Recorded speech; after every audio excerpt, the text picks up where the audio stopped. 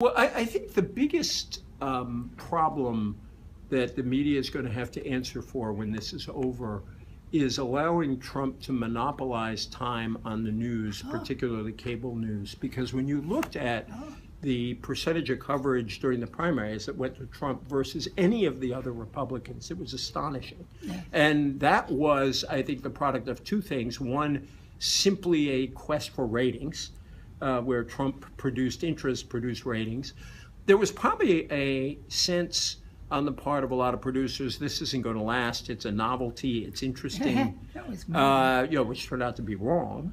And then there is this tradition of fairness between the parties that doesn't sort of admit to the fact that this is a very, to be very polite about it, unconventional candidate. I'm, as an opinion columnist, I say dangerous candidate to the country.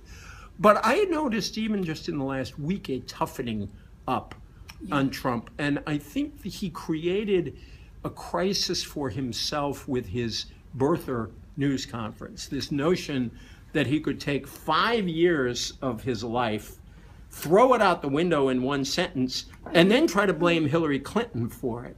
That he could call a news conference and use it to promote his economic interest at his hotel. You saw a real backlash against that. And I've never seen the New York Times do what it did on that Saturday after, the day after, where they put the word lie in a headline at the top of the page in their lead story. That was amazing. And so I sense that the very critique you're making is having some effect where you simply can't treat Trump as a normal candidate, partly because he literally lies more than anyone has ever had to deal with. Politicians shade the truth often, but just outright, outright statements of untruth, and and also a sense that this authoritarian streak that clearly runs through Trump. His statements on guns, for example, and Hillary Clinton. So I think you're seeing a change,